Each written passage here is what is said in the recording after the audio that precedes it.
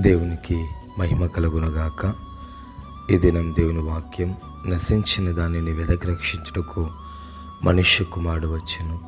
గమనించినట్లయితే గనక దేవాది దేవుడు నశించిపోతున్నటువంటి మనులను, సత్యము తెలియక పాపంలోనూ శాపంలో జీవిస్తున్నటువంటి తన పోలిక చొప్పున చేయబడినటువంటి ప్రజలు నశించిపోతున్నారని చూసి నశించిపోతున్నటువంటి మనలను రక్షించడానికే దేవుడు ఈ లోకానికి రావడం జరిగింది.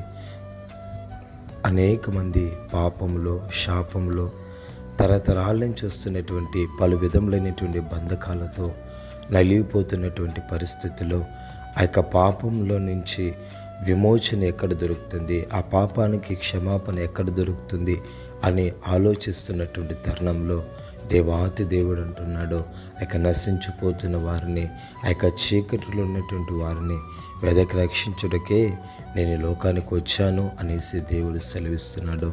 ఆ మాట ప్రకారంగా దేవాతి దేవుడు నిశ్చయంగా నశించిపోతున్నటువంటి మనలను రక్షించినటువంటి దేవుడు.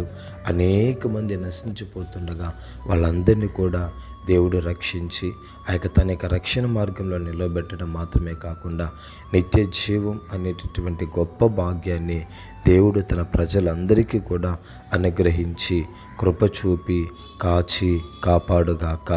ఆమేన్, ఆమేన్.